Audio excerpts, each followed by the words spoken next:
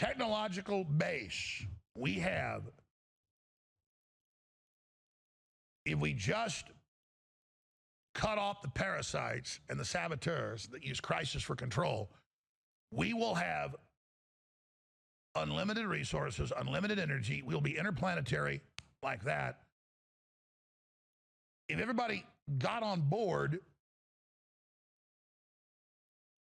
an average middle-class family in 10 years would be able to go do a cruise around the moon and go spend a couple days at a moon base.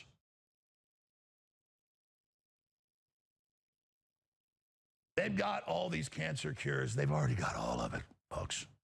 And I can tell you, take one look at Trump, he's on it. Why would you think,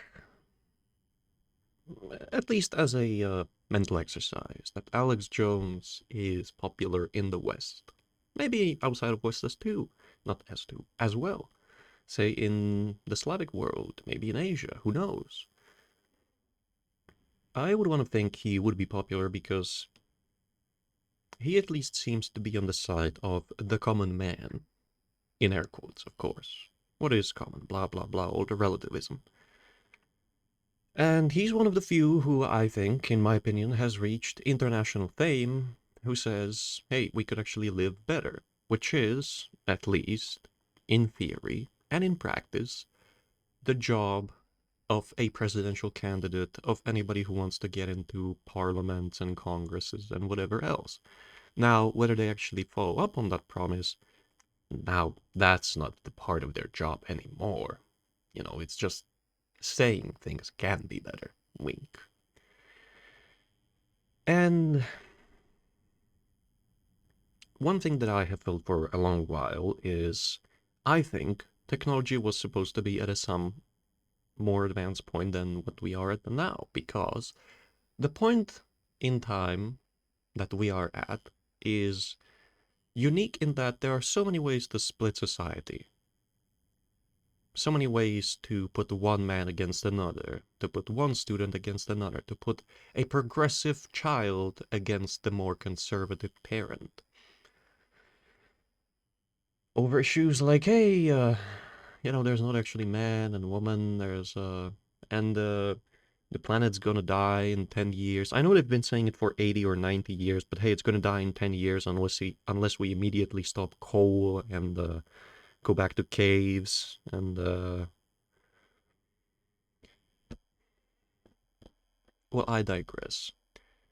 I would want to think that, as I said, he reached point of international fame long ago, at least say like 11 years ago, maybe 10, because of exactly that, saying that, hey, we could actually live better, not just we in America, but everyone around the world. Or maybe that's just me adding the around the world part. Maybe it means just America, who knows? Who actually seems to be following up on that. And, fuck. The third attempt I'm making at recording this because I lose my train of thought.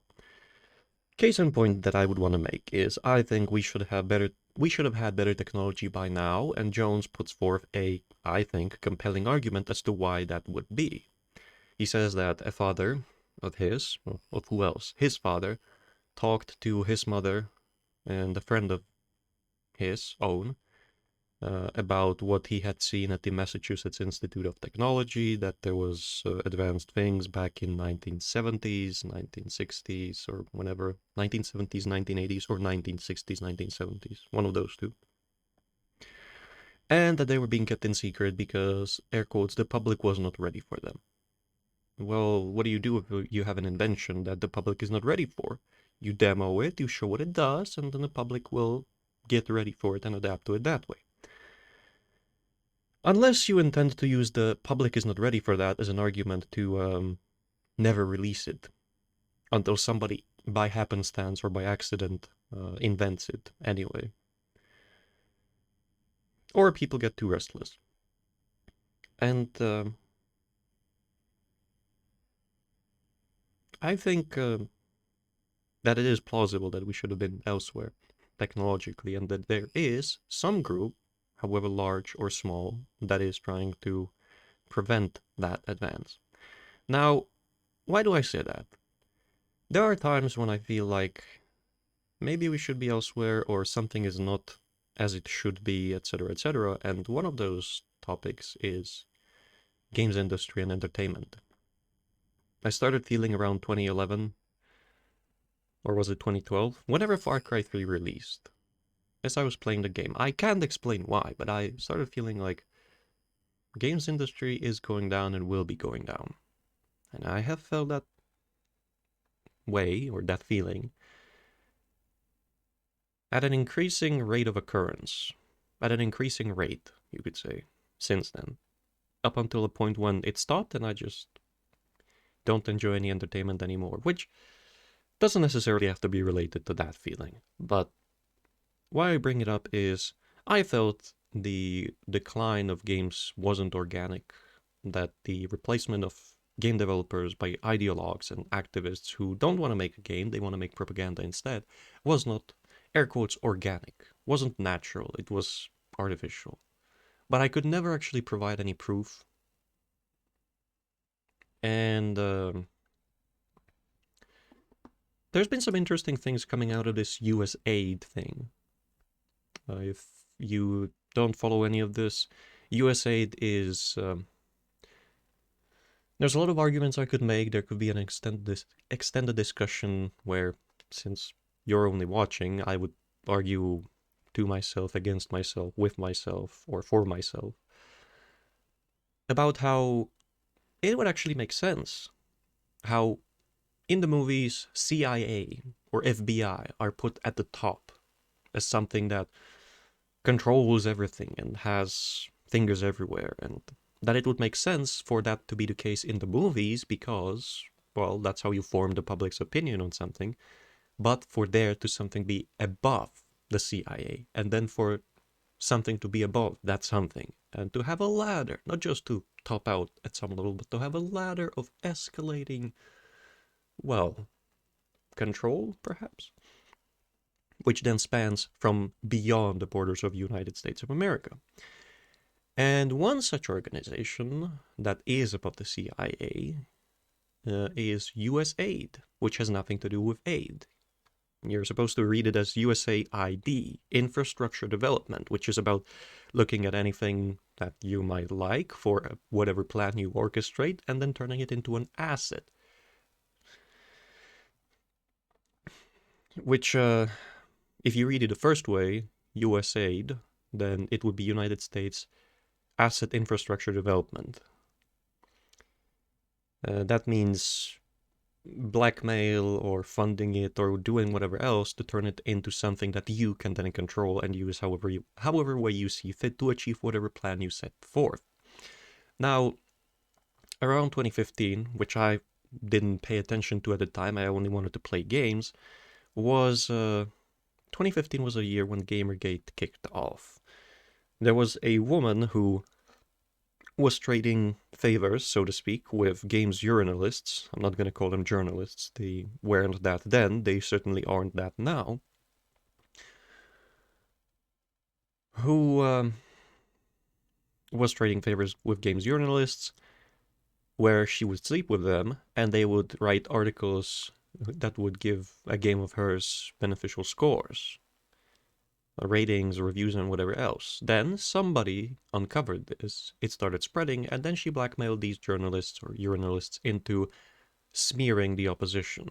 And as far as I could tell, looking at it in retrospect, I haven't done extensive research, but I think what happened is many games developers, genuine ones, with morals, took the side of the individual or individuals who found out this was happening and exposed it, and were subsequently fired because these journalists would then write articles to smear these developers and would then send it to investors of these various game studios and whatever else and ask, hey, do you have any comment for this?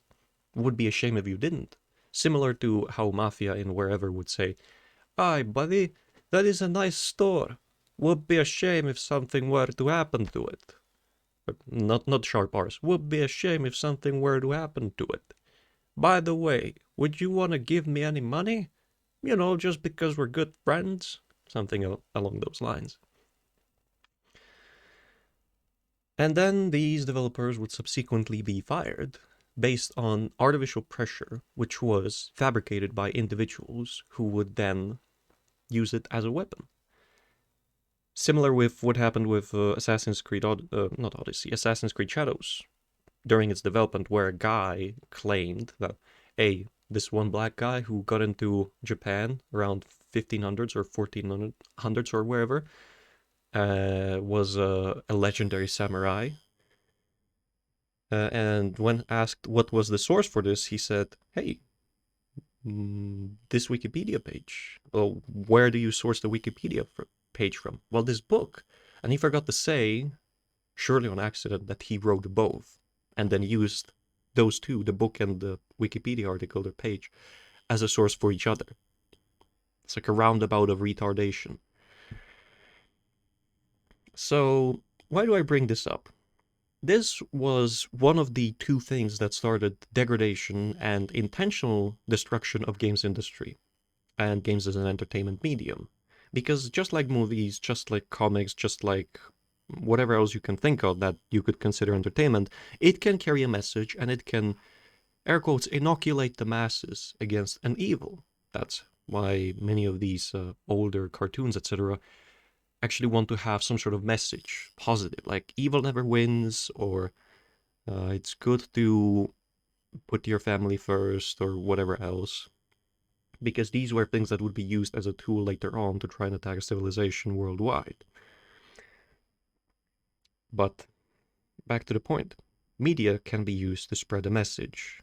It can be positive, it can also be negative. And while movies, etc., were starting to be captured around the time, games were lagging behind, so this was kicked off. Now, it wasn't organic because, as has been uncovered, and probably more proof is going to come out along the way, this agency above the CIA, which is funding things worldwide, including illegal immigration into Germany,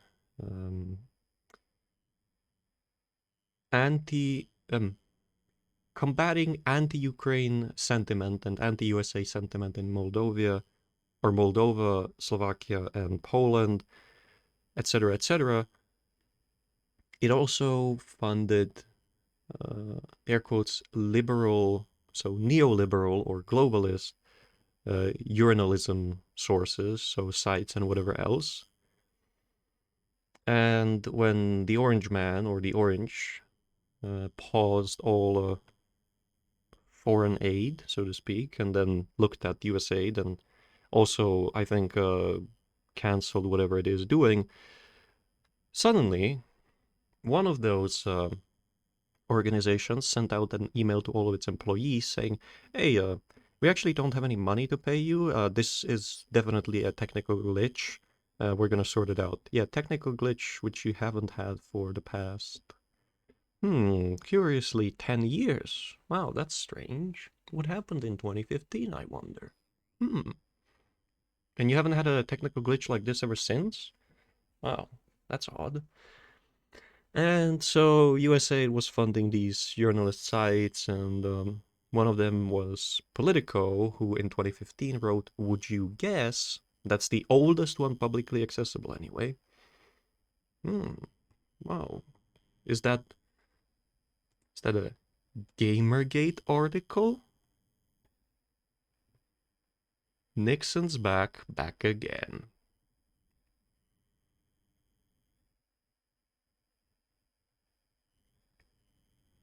Oh wait, no, that's not 2015. I'm dumb. Well, case in point being, this is not the only one that did it. This is the one at the forefront.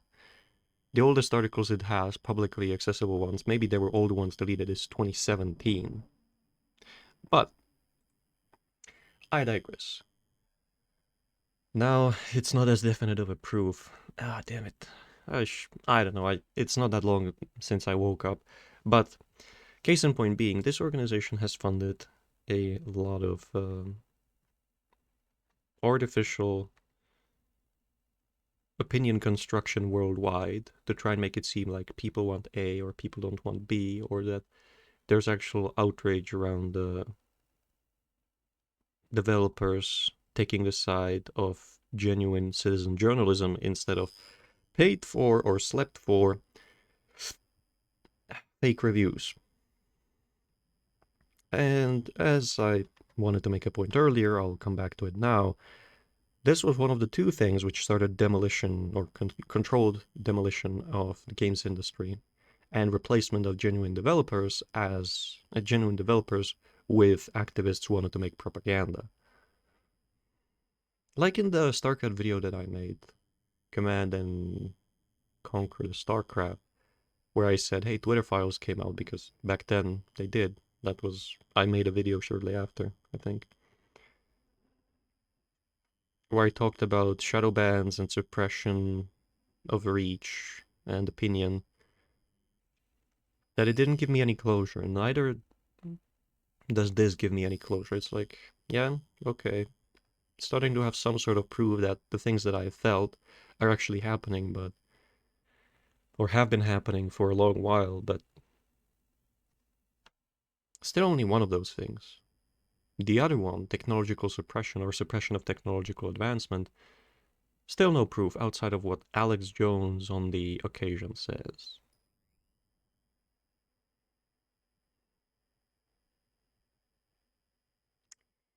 Oh well. Of course, this points out just one article, but Politico has written 22 articles. Only 15 of them are shown in this, but are they? Yeah, only 15 of them are shown in these screenshots that this former World of Warcraft lead developer posted.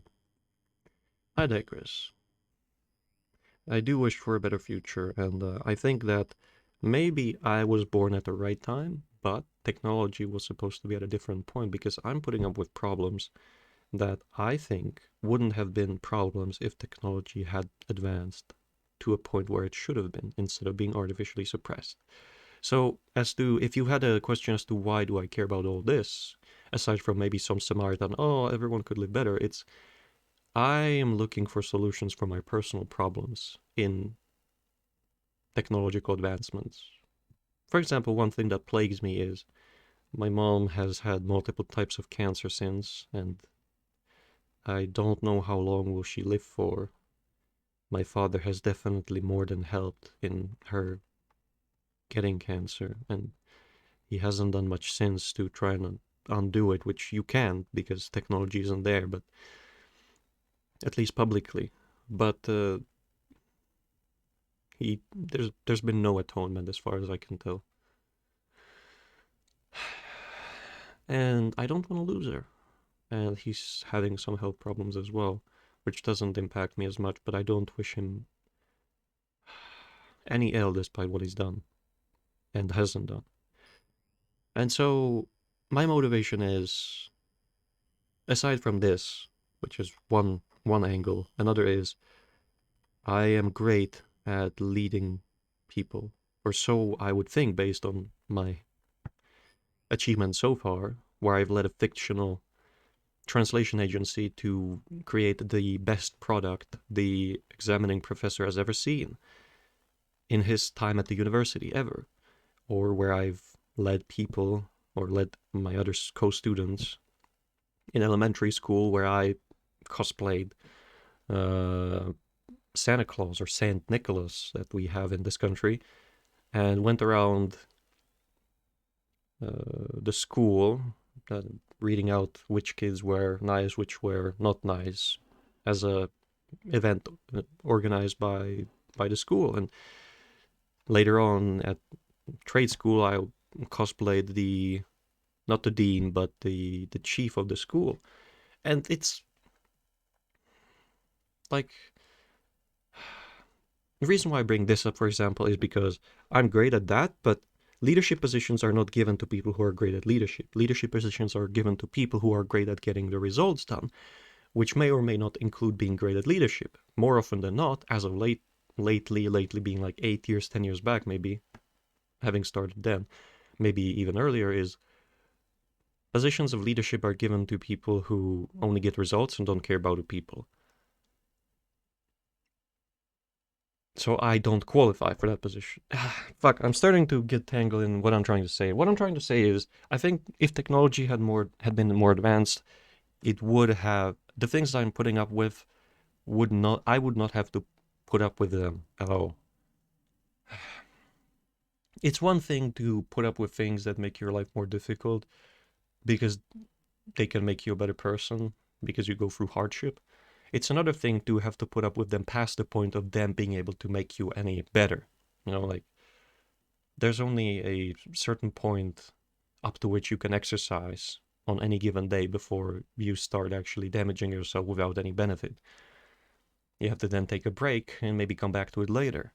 Or maybe you've done it so much that there isn't any benefit to be claimed anymore, or it would be pointless to do so. And I think I've been at that point for a while now. So to close this ramble off, if any of you reach the end, thanks. It's not rare that I do this, but it is rare that I do it to such a degree that I have in this video.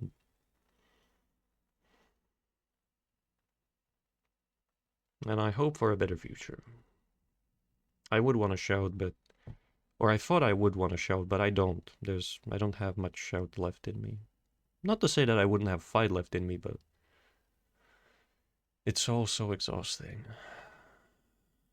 Talents that I have don't have a use or are not in demand. And maybe they would be if, for example, you need people to lead expeditions into other star systems, or I don't know. It's just,